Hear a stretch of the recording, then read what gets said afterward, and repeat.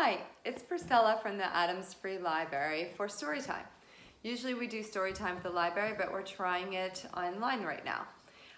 Today I'm going to read a book called Blueberries for Sal. And keep a lookout for Fred. He's somewhere around. All right, Blueberries for Sal. And it's a Caldecott, which if you see that on a book, it's usually a good book. Okay.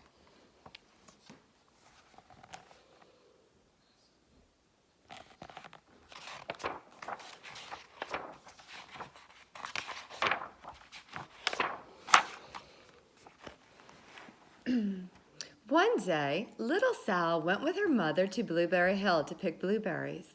Little Sal brought along her small tin pail, and her mother brought her large tin pail to put blueberries in. "We will take our berries home and can them," said her mother. "Then we will have food for the winter."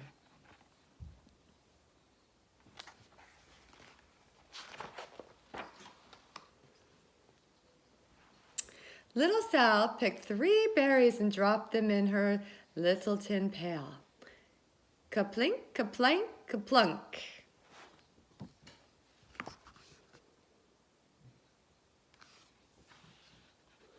She picked 3 more berries and ate them. Then she picked more berries and dropped 1 in the pail. Kaplunk, and the rest she ate. Then little Sal ate all 4 blueberries out of her pail. She's not going to have very many left, is she?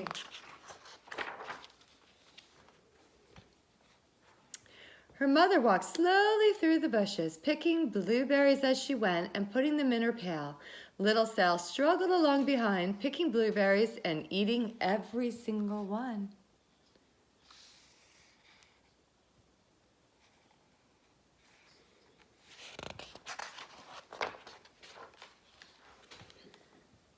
Little Sal hurried ahead and dropped a blueberry in her mother's pail. It didn't sound kablink because the bottom of the pail was already covered with berries. She really didn't mean to. She pulled out a large handful because there were so many blueberries right up close to the one she had put in.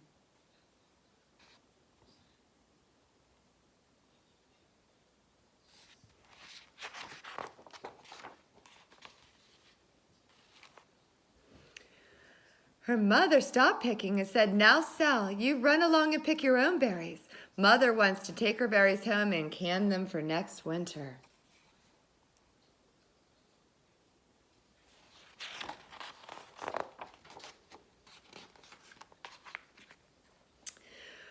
Her mother went back to her picking, but little Sal, because her feet were tired of standing and walking, sat down in the middle of a large clump of bushes and ate blueberries.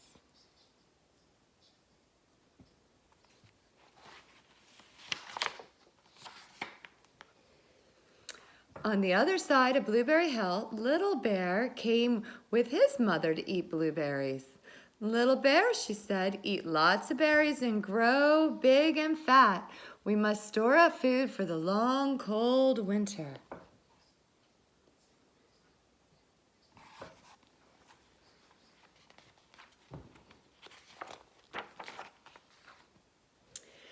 Little Bear followed behind his mother as she walked slowly through the bushes, eating berries.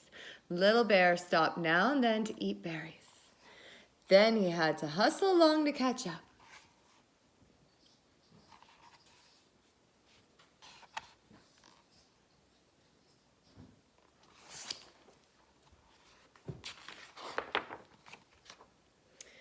Because his feet were tired of hustling, he picked out a large clump of bushes and sat down right in the middle and ate blueberries.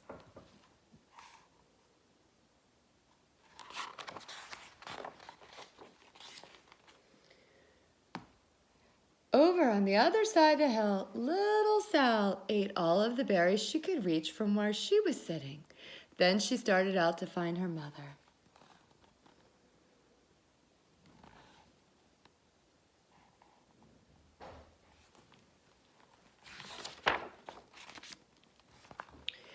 She heard a noise from around a rock and thought, "That is my mother walking along."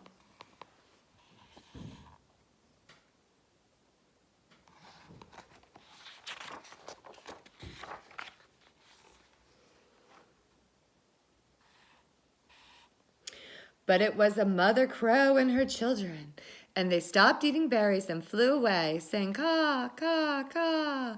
Then she heard another noise in the bushes and thought, "That is surely my mother, and I will go that way."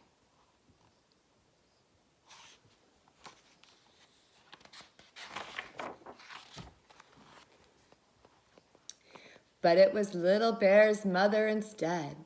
She was tramping along eating berries and thinking about storing up food for the winter. Little Sal's tramped right along behind.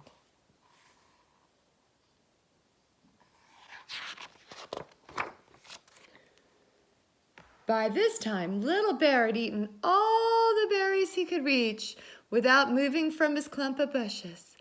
Then he hustled off to catch up with his mother. He hunted and hunted, but his mother was nowhere to be seen. He heard a noise from over a stump and thought, "That is my mother walking along."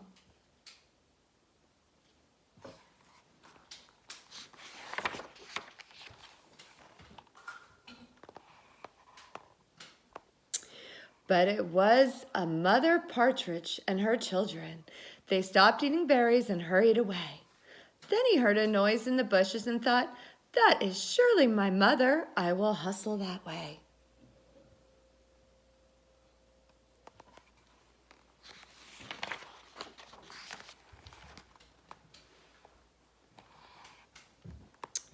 But it was Little Sal's mother instead. She was walking along, picking berries and thinking about canning them for next winter.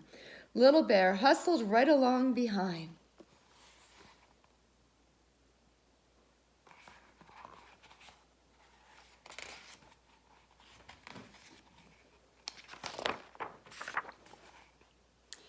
Little Bear and Little Sal's mother and Little Sal and Little Bear's mother were all mixed up with each other among the blueberries on Blueberry Hill. Oh, there's Little Sal. And there's Little Bear. But I think they have the wrong mummies. Little Bear's mother heard Sal walking along behind and thought it was Little Bear. And she said, "Little Bear, munch, munch, eat all you gulp, can possibly hold, swallow." Little Sal said nothing. She picked 3 berries and dropped them, ka-plink, ka-plank, ka-plunk, in her small tin pail.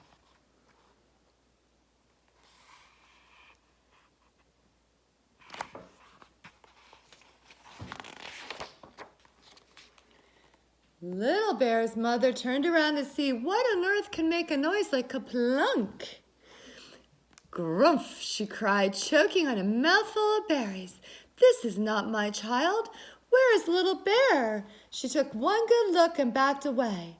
She was old enough to be shy of people, even a very small person like Little Sal.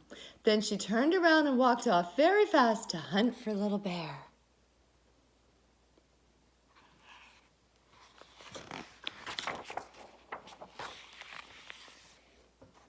Little Sal's mother heard Little Bear tramping along behind and thought it was Little Sal. She kept right on picking and thinking about canning blueberries for next winter.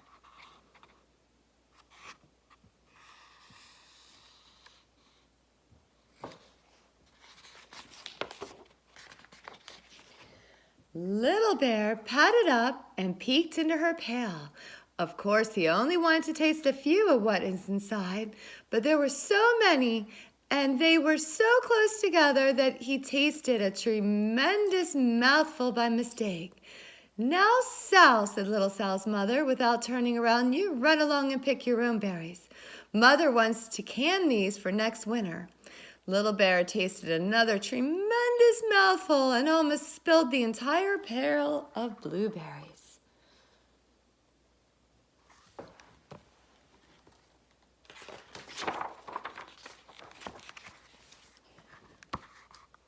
Little Sal's mother turned around and gasped, My goodness, you're not little Sal. Where, oh, where is my child? Little Bear just sat munching and swallowing and licking his lips. Little Sal's mother slowly backed away. She was old enough to be shy bears, even very small bears like Little Bear. Then she turned and walked away quickly to look for little Sal.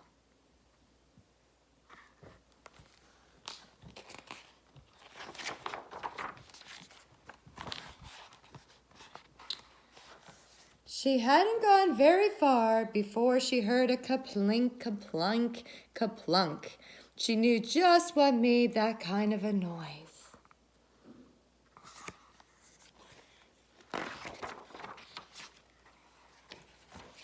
Little Bear's mother had not hunted very long before she heard a hustling sound that stopped now and then to munch and swallow.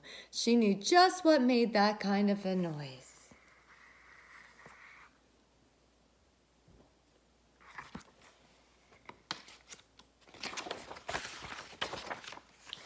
Little Bear and his mother went home down one side of Blueberry Hill, eating blueberries all the way and full of food stored up for next winter. And little Sal and her mother went down the other side of Blueberry Hill, picking berries all the way, and drove home with food to can for next winter, a whole pail of blueberries and 3 more besides.